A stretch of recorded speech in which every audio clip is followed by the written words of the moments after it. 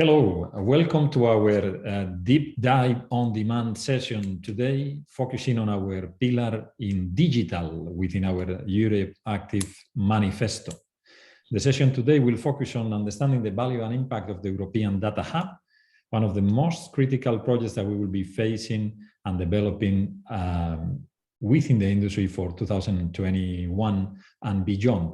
And I have the pleasure to share the session today with two wonderful women, fantastic experts in our field, that are coming here to help us to better understand the value and impact of this critical project. Okay, let me introduce you briefly to Dr. Larissa Davies. Larissa is a reader working in the Center of Sports Industry Research at Sheffield Hallam University. She's a world-class expert in the area of social return of investment of physical activity and sports participation. And she has been involved in the former activity developed with the funding from Sport England that became probably the most reference benchmark standard in the world when we discuss about the social and economic value of sports participation. Hello, Larissa. Thank you for joining us. And with us as well, Grace McNamara. Grace is now CEO of XI, that is an exercise prescription medtech. Grace, probably you will know her very well because she was leading the fitness and wellness strategy development within Apple. She is co-founder of RISE, a fantastic initiative to get women in industry in UK in executive roles. And she is at the same time member of the advisory board for Sporttech Ireland and a number of other organizations in this area of digital development and technology. Okay, without any further discussions, we would like to recognize our sponsors for this digital event. Those are the companies involved in what we call the President's Council for Digital Standards and Tech, a significant group of companies that are devoting time, brain, and resources to support our board and our EuropeActive president to better address the challenges linked to digital development for our industry. Okay. In this session today, we will go a little bit deeper into really understand this European DataHub. And if you both, Larissa and Grace, are happy, I would like to give a really brief introduction about what is the project about. Are you happy with this? Yeah, okay. Because let me go really fast, to address and contextualize the discussion for today. At the beginning of the pandemic, we produced a strategic paper within the board of EuropeActive that basically identified how we could get a more responsible and sustainable industry. What kind of things the industry should be doing to change the perception of our social value. A significant part of the problems that we faced during the pandemic was related to the lack of recognition of the value of the industry as a public health, mental health, or social support partner in society. So we identified that for the industry to become a more sustainable and responsible, we should focus in 4 key pillars. The first one, what is the economic value of the industry as a whole? So we are a significant economic player. The second one, what is the social return of the investment on promoting physical activity, exercise, and sports participation? The third one, how we are contributing to the Sustainable Development Goals of United Nations. And finally, how we could improve our advocacy, our ability to influence the world around us.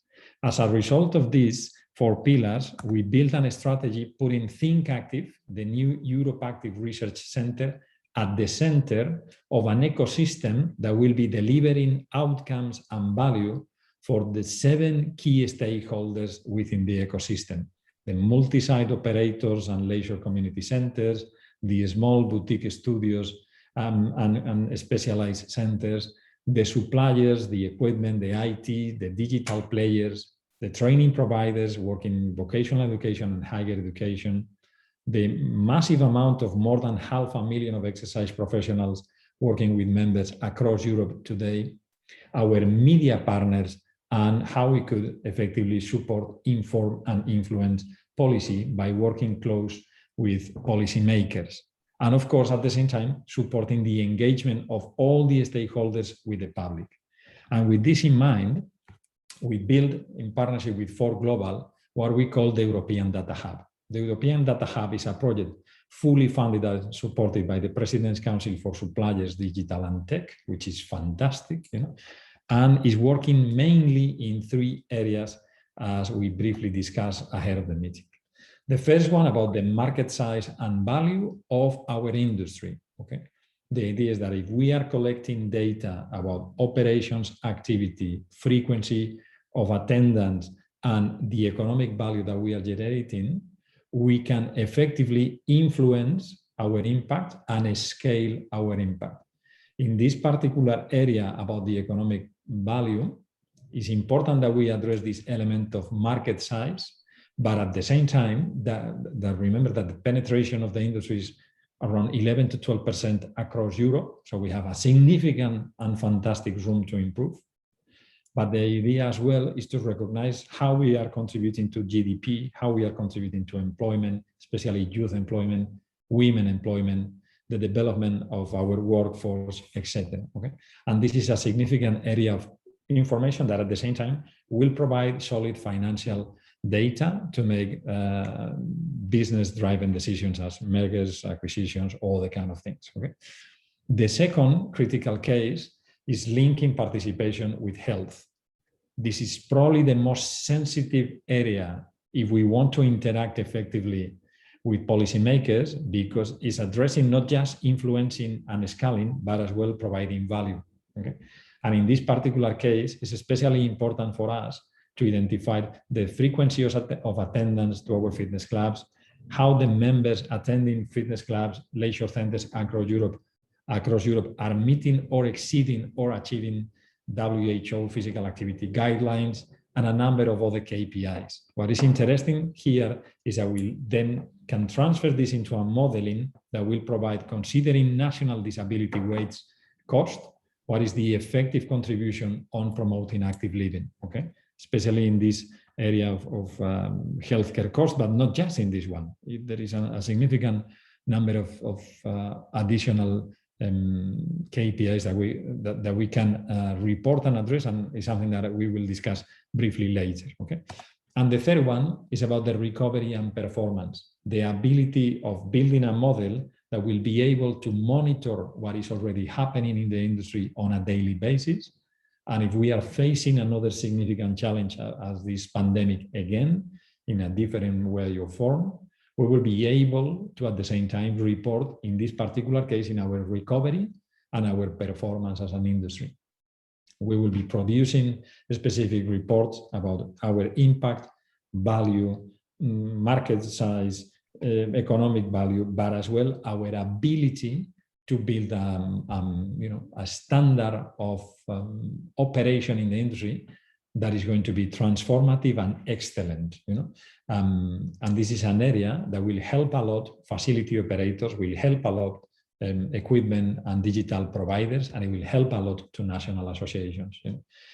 So to be fair, what we are trying to achieve with this European DataHub is to create the biggest open source database of activity within our sector to produce outcomes in a meaningful and significant way. Okay, and now is our time to discuss.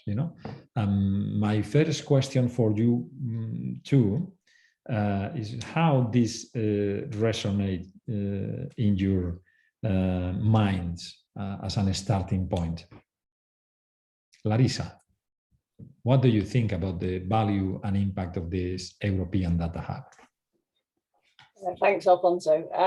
I think the European DataHub is a really important step forward in a European context in relation to the sector more generally being able to attribute value and demonstrate value beyond the sector. And I think that's important for a number of reasons, as we've found in the case of the UK with the research that we've done, in that historically the way that physical activity, exercise and sport has been valued has very much focused on economic value rather than wider societal value.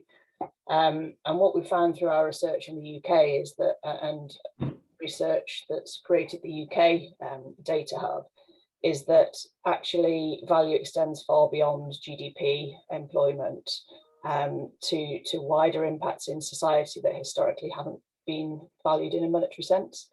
So I think this initiative is very important to demonstrate beyond the sector how important physical activity, exercise and sport is. And this initiative gives us the building blocks and the tools to be able to do that, so that we can make the case beyond the sector of the value importance of activity. Thank you very much. Grace, what do you think about this project? Yeah, likewise what Larissa mentioned there. I mean, again, the social impact of activity we've known for a long time, right? And I think it's an element here is we've gone through probably the biggest change, global change of our lives, and probably of many people before and afterwards, to be fair.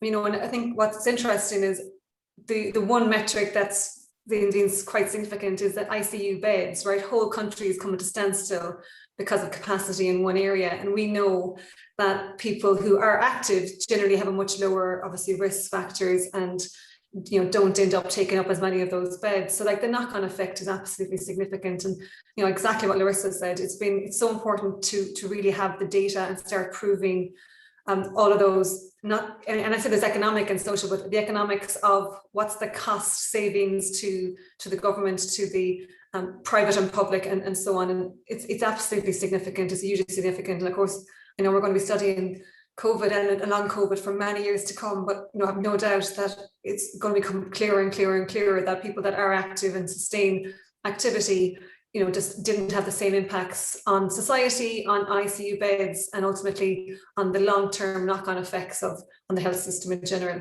And I think we can all appreciate that. Obviously, there's a lot of research to be done to prove out the specifics around that, but it's absolutely vital. So no, I'm delighted and privileged actually to be here, to be talking about the Data Hub, and so hopefully, you know, supporting it on its journey as well. There's lots of positive that's going to come out of this, I've no doubt. Yeah, to be fair, what is I think that is an on-brain decision for the industry to move forward in this area, you know.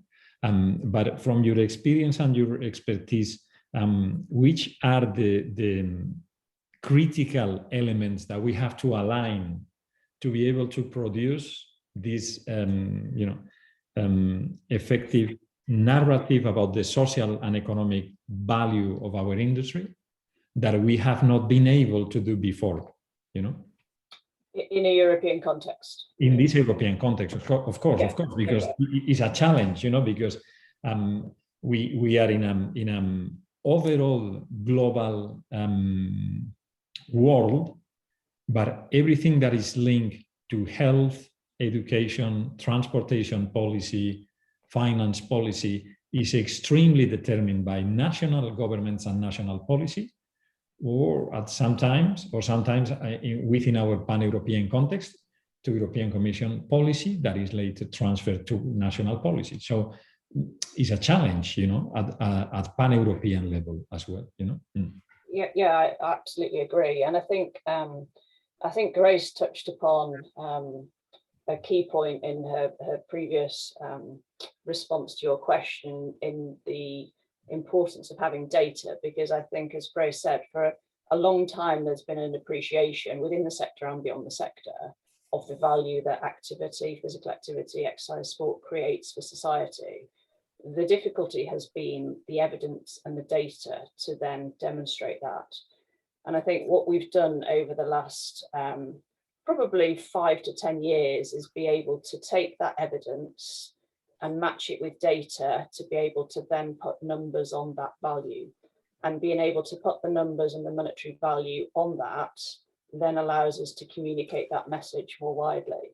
And I think that's critically important, because without that there is a debate around whether it's right to put a monetary value on a non-monetary impact, but the reality is that for government, for policy, evidencing, we need to be able to do that.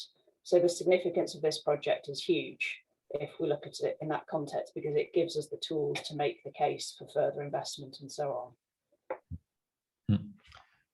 Grace. Yeah, can I add to that actually as well? I think absolutely spot on there, Larissa. And I think what's interesting as well, Alfonso, and I'm sure this is the journey it's going in, is the health data being added to a lot of the business metrics that are widely available. And I say the business metrics around participation, numbers, members, memberships, and so on. But I mean, actually the health metrics that go with it. And this is where I think there's a huge opportunity to look at exercise minutes change, and how that change is impacting on blood pressure readings, glucose readings, resting heart rates, and all the metrics that we know exist and that we kind of take for granted potentially.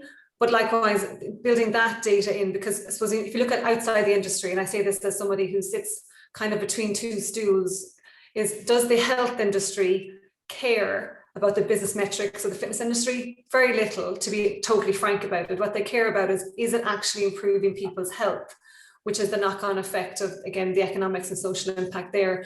And I think, going back to your question, Alfonso, is how do we do a better job? And I think it is looking at the health changes that the industry is driving, and not being able to just necessarily just extrapolate to a national, but actually looking at maybe can we look at that data within the operators and within the industry, and look at this operator, this center, this country, by the data that we have in interpolation of that data is actually has an impact on X, Y health metrics.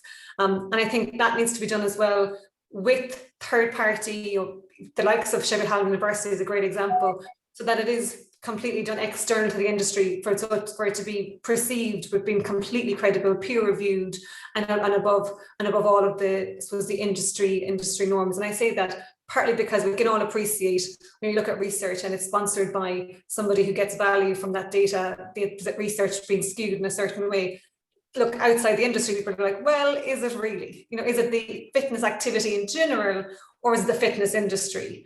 And there's a big difference between the two. So I would love to see a lot more research with the likes of Sheffield Hallam University and others. And I say this, obviously across Europe is thankfully fantastic academic universities doing fantastic research. And if we're able to get the data, which is what the data helps us to do, gather the data and have it in a way that's anonymized, so that a third party can come in, analyze that data and actually do the third party peer reviewed research to prove actually here's what is the actual outcome on the health industry, and again equate that in a different way. So I think there's huge credibility opportunities there, and if we have the data and it's collected and it's in centralized one space, which would be fantastic, then there's huge opportunities to partner with external institutions for peer reviewed, which just adds credibility and also adds more robust reach into the health industry and into academia as well, which I think again adds part of the fitness industry being part of a bigger global reach, but also part of other industries. I think that's a huge potential opportunity that lies ahead. Yeah, I think that you are both right, but especially in this last comment that you did, Grace, no? Because this is why we are so excited building ThinkActive, no? As an independent research center that is going to be a multi-site research center, based in different universities and research group with expertise in key areas, that will explore, interrogate, and analyze this open, massive amount of data. And you were right in two things, and Larissa as well. No? In some ways, we have already a significant track record. Okay, we have been doing this for a number of years, and in fact, Larissa's team has been already working for a decade on this, and they are already. They are in a constant improvement of the modeling that is able to allocate a monetary value to a non-monetary activity, which is absolutely critical. In GoFit, for example, here in Spain, we did a similar project with PwC, and we assessed the impact of our activity with our members, $250,000 in 2019 during the whole year. the interesting thing is that we started to combine just the normal operator information with the profiling of this population, okay?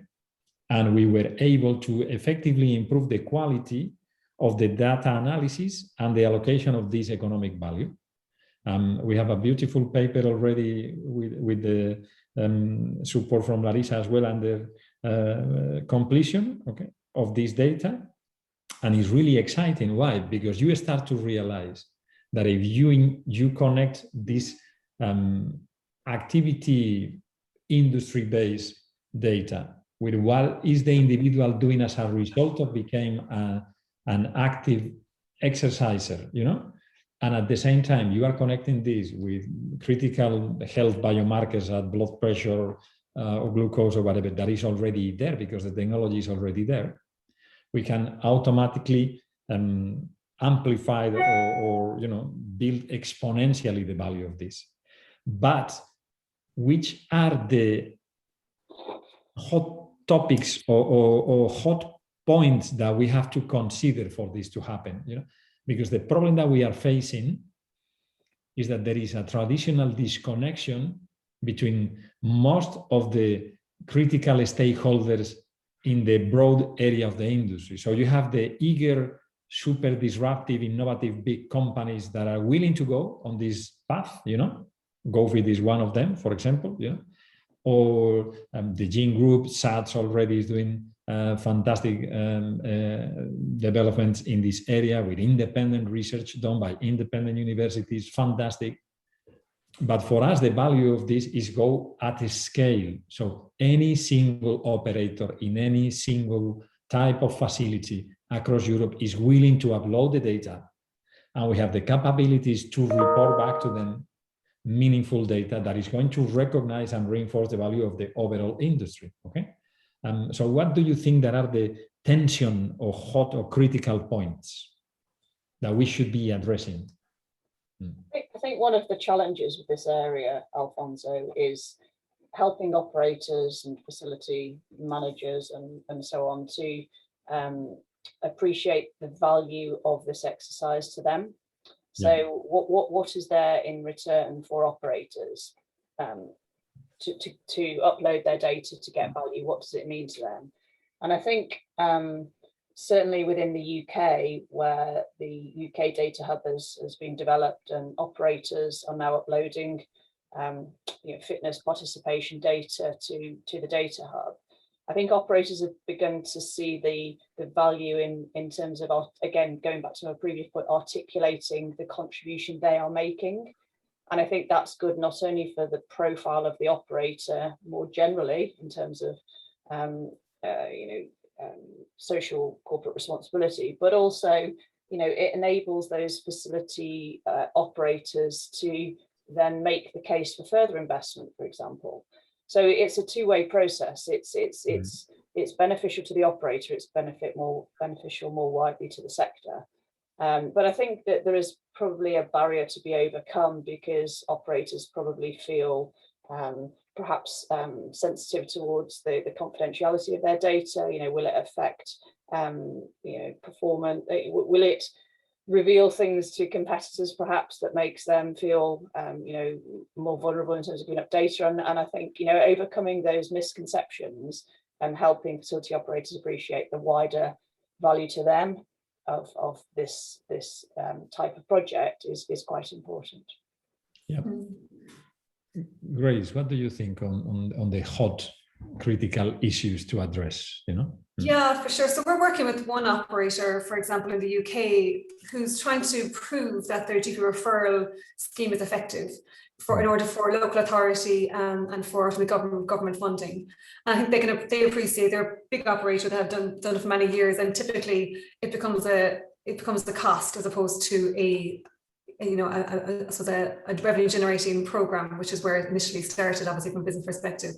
So they want to be able to, and that's why we're working with them to do two things. One is to reach more people, and more people that don't want to come into the gym. I think we all know a population who just don't find in-gym activity comfortable, but still need to have that personal, touch and personal engagement in order to help motivate and give them the direction and so on. So Where Exi fits in, for example, is two ways. One is a platform that collects lots of data. So if somebody is using blood pressure monitor, for example, or a glucose monitor, or the resting heart rate and so on. And I think I say this is the world of technology today is amazing, and the world of data available from home-based technology is absolutely amazing. And thankfully, the quality and standards are huge now. And I think the health industry, because of COVID, has started to really appreciate that, yeah, these aren't all, gold standard the same way as a clinical testing procedures, but they're as good as, there's a percentage difference for sure, but they are what people have. We have lots of data there. So, but it's giving, not only taking that data in, using it effectively, but also looking at,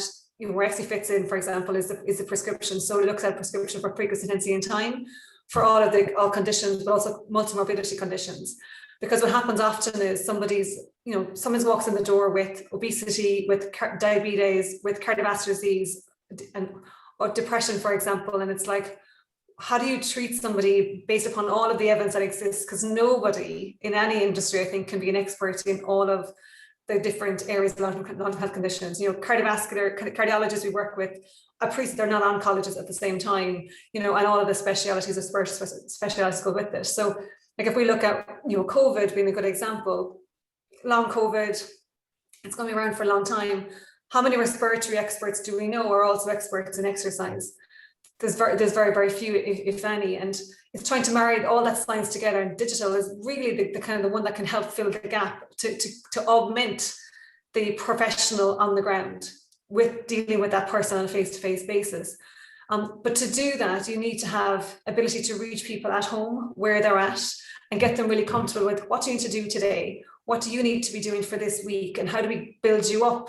And I say build you up, starting potentially where they're at. It might be 5-10 minutes ability and building them up to the guidelines. That takes time, and it takes a bit of encouragement face to face, and potentially we think it works out quite well where they have a combination digital and professional there. But likewise, that data then going back into the data hub to prove it out on the activity, the changes, the metrics, blood pressure metrics, heart rate, glucose, and so on.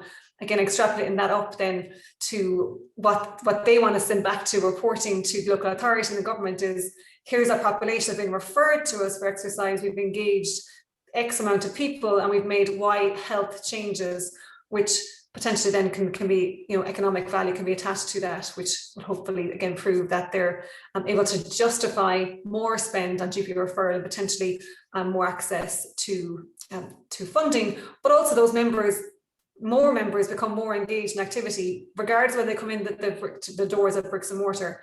They can be active, they can be engaged, connected to that operator from a distance, if that's what they want.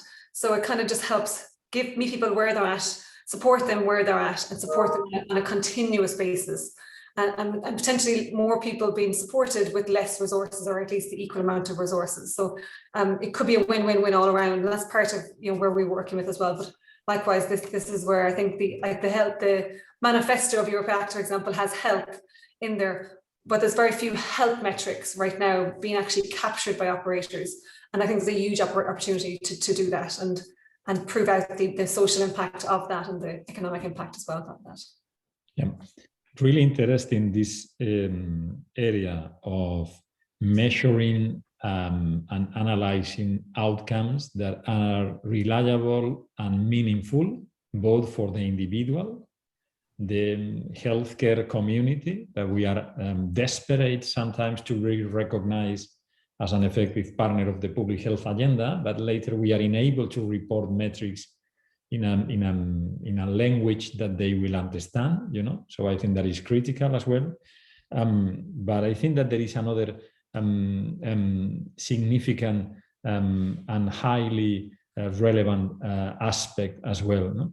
What I am listening from you both is that we have to, in one side, build the tools to be able to report effectively the impact, but at the same time, I see from what you are discussing, both of you, that we have to potentially modulate the narrative or the communication to the different groups of interest, So I think there is a clear group of interest, which is the the whole industry and the operators and investors, etc. Okay, that is relevant. So the industry is able to grow and become stronger, so we can reach farther and go faster and bigger.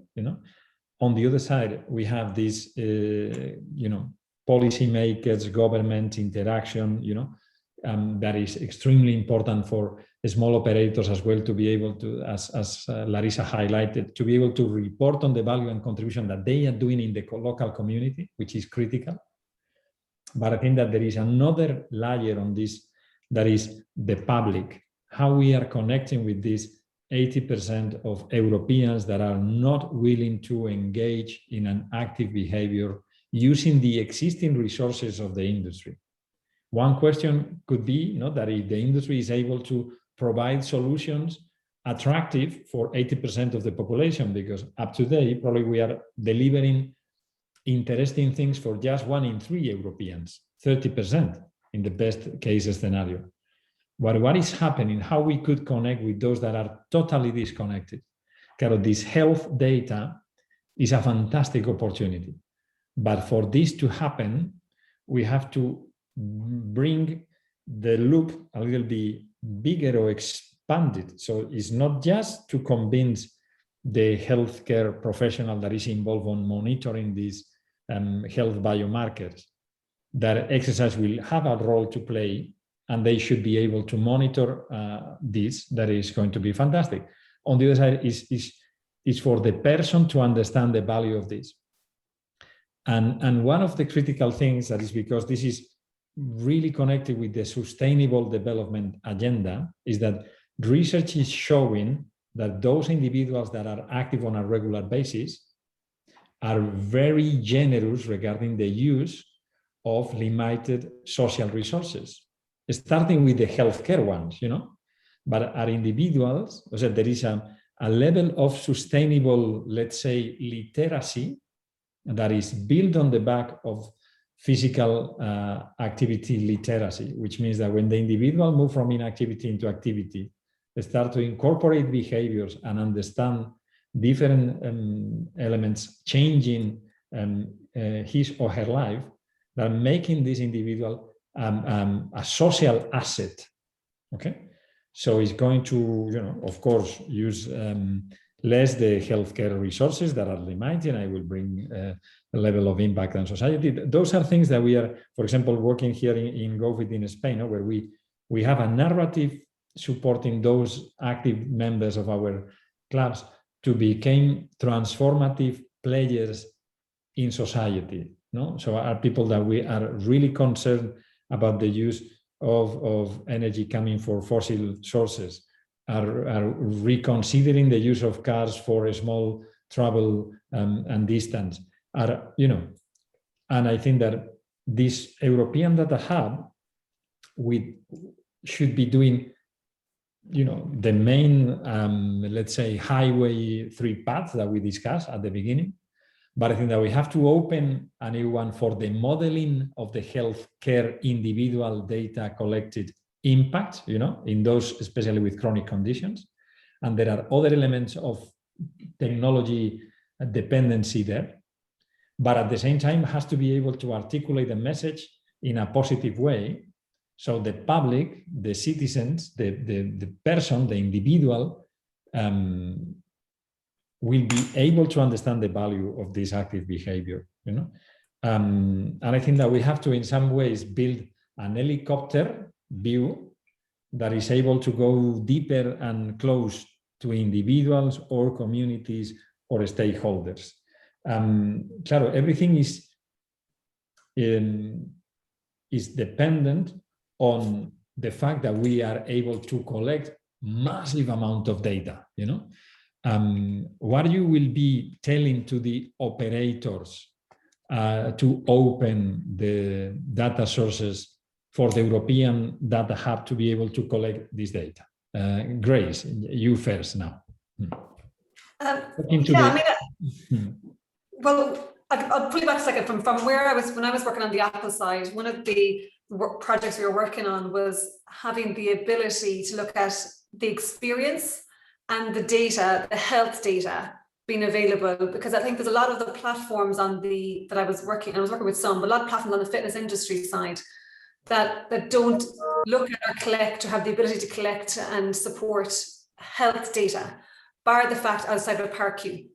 And it's not really valuable. If I walk in the door with multiple conditions, and yes, you ask me the questions about what conditions I have, and that it's in order to get me past the clearance to use the centre, but then there isn't a continuous strategy, to support me to change those metrics, to improve health, and to be engaged with the centre, with the operator, to do that long term. So I would have said, before, and it's pre-COVID, I would have said to lots of operators saying, you need a digital strategy to help connect the dots of where people are at. And that's not to say that technology don't overtake individuals, absolutely not, but it can augment for sure. Because without the data, if you don't measure, you can't change, and you can't prove that you've changed it even if you did.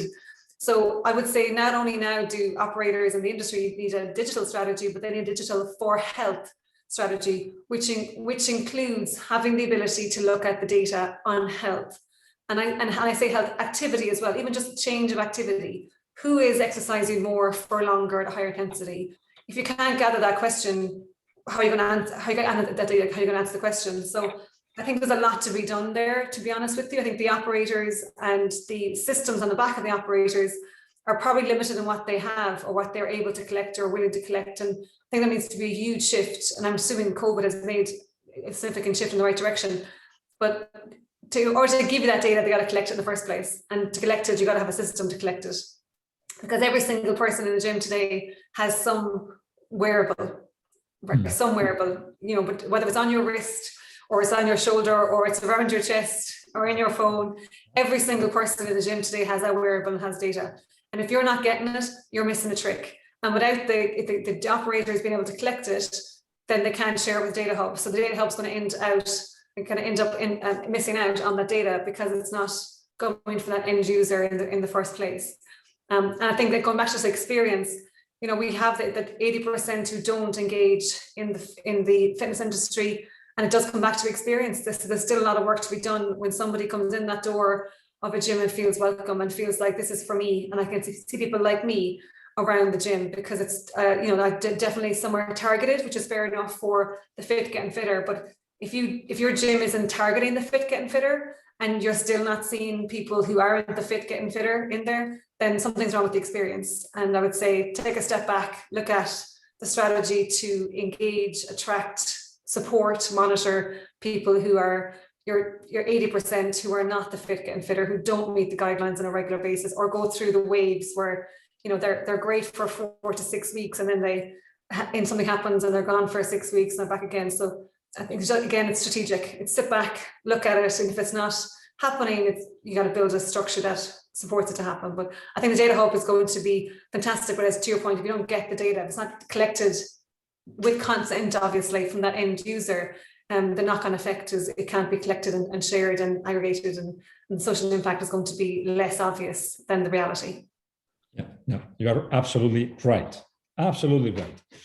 In fact, for example, here in Spain, we did a simple thing. It was to connect our MyGo up to the accelerometer of the phone. So we know what is happening in your life as a result of doing exercise with us on a regular basis. This automatically change the level of conversation when you interact with members in a positive way.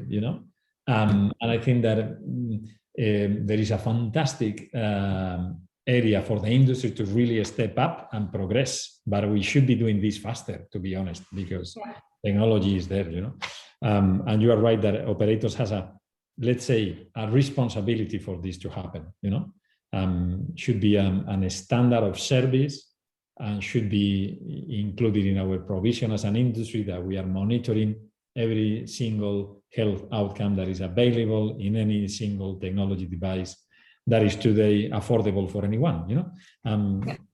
Larissa, what do you could add to what Grace was discussing regarding how we connect with the operators to collect the data that will able to build the model to inform about the outcomes? I think as Grace mentioned, the collection of the health data is important, I think from a modelling perspective and a valuation perspective, having good data on participation and activity is very important. So the way our modelling works is we take health data, but essentially values driven by the level of activity that people do, and whether that's at moderate intensity or vigorous intensity. That will vary in terms of the value we put on the health outcomes. I think just another point to make is that whilst a lot of this discussion rightly focuses around health and health data, what our research has shown is that there isn't only benefit in a health term in relation to societal healthcare cost saving. There are also, as you said, benefits to the individual, for example, in terms of their general well-being. So research actually shows that at a national level in England, for example, of the social value created through activity, about 13 to 15% is health, about 50 to 60% is what we call subjective well-being, people's life satisfaction, people's happiness. So actually, I'm going aside here from the data question, but the point is that participation and participation data is important to be able to value wider things like life satisfaction and happiness, which in terms of a communication tool to the individual is important. So this is not just about saving money for the NHS or whatever. This is about you feeling better about your general well-being, and that is a benefit to you as an individual. It also has societal impact, but I think that's quite important as well, that messaging about individual benefit. Yeah, you are right, because on the other side, communities and societies are moving in a journey of transformation as well about the perception of important things in life. And again, the pandemic became a trigger point for this, so people start to realize, and societies start to realize, that it's really important to feel good with yourself. This element of happiness is interesting and is always really attractive. In fact, here in GoFit, we have a mantra in the company, that is the message is happiness is trainable, as well, which means that you have a lot of things to do. And when we give you a backpack, when you became a member, in your backpack is happiness is trainable. When you get into a club, happiness is trainable. When you leave, fantastic, you have done a lot for your health and your happiness today. So it's in a positive mood. And we had a really interesting discussion with the Happiness Research Institute in Copenhagen, last year, where we were exploring the meanings of this, let's say, active living modeling into the metrics of happiness for society, and when we are looking into this in a, let's say, more traditional way, are the most developed societies, for example, Scandinavian countries, that are able to articulate this well-being as a critical factor of happiness. But when you go to South America, Africa, South Asia, is totally different. So there is there are significant cultural elements in pushing this recognition of happiness or value. What is clear is that it doesn't matter, because people jumping, running, playing, moving are feeling the same level of freedom, energy, and reinforcement, independently of how the culture values will later build a narrative to explain the importance of those things, okay? Which means that it's especially important that our modeling is able to report in other areas as well. And you both are absolutely right. Technology, standards, data, not just health, other impacts to build the modeling, and the quality of the data is critical, etc. We are coming to our end, because we cannot go further in the time, although the subject is absolutely fantastic and really interesting. A final closing remark or message from each of you regarding this European DataHub and the implications on building this tool for the overall European industry. Grace.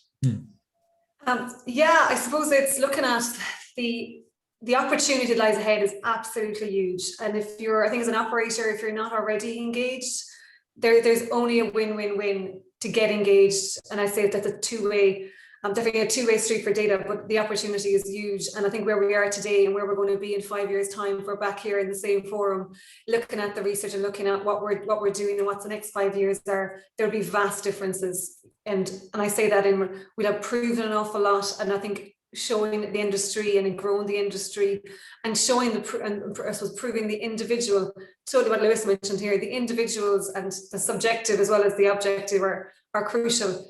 This is a huge opportunity. COVID has been a catalyst. Let's use the positives when it's available, and let's kick on. Let's share that data so it can be aggregated, it can be analysed, it can be researched, and prove the value and prove the benefits that are a win-win-win scenario. So yeah, I'm really super excited, and I'm looking forward to being back here in 5 years' time, having proven significant differences and fantastic research on the back of the data. Fantastic, thank you, Grace. Larissa. I think my comments are probably briefer, but I would probably say that the European DataHub is a fantastic opportunity to enable the sector to build measurement tools, which gives us not only the ability to prove the difference that operators make and that participants make, but also to improve what has been, what can be done. And so I think there's a message of measuring to prove, but also measuring to improve and to create more value and to create more benefit to society. And I think that's quite an important thing for operators to be able to do. So yeah, I think great opportunity, really excited to be part of it as well. Yeah. Okay, thank you very much, both of you. We will end this session with opportunity, win for all of us involved, exponential development, and not just about reporting the value, but as well building tools for us to improve as an industry and as a sector to better address societal challenges. Thank you very much, Larissa and Grace, for your insightful discussion today. I think that we are effectively facing a new era of development for the industry, and we hope to be here to see this in 5 years' time. In fact, I would like to invite you already to another session for the 23rd of June 2026, if you are ready. Okay, let's book our agendas and see each other in 5 years to look back and see how we build this crazy platform that changed dramatically the social perception and impact of our industry. Thank you for all the people attending. Remember that we have our European Health and Fitness Forum finally happening in November. So go to our web, you have here the link and the information, and register yourself to a fantastic week of activities in Cologne in November. But save your date as well for our following pre-Health and Fitness Forum session that will happen in the next 9 of September. Nothing else from my side, just thank you for watching and attending. Thank you for our events team at EuropeActive, and wish you an active summer to all of you, and hope to see you very soon in September and later in November. Thank you very much. Cheers.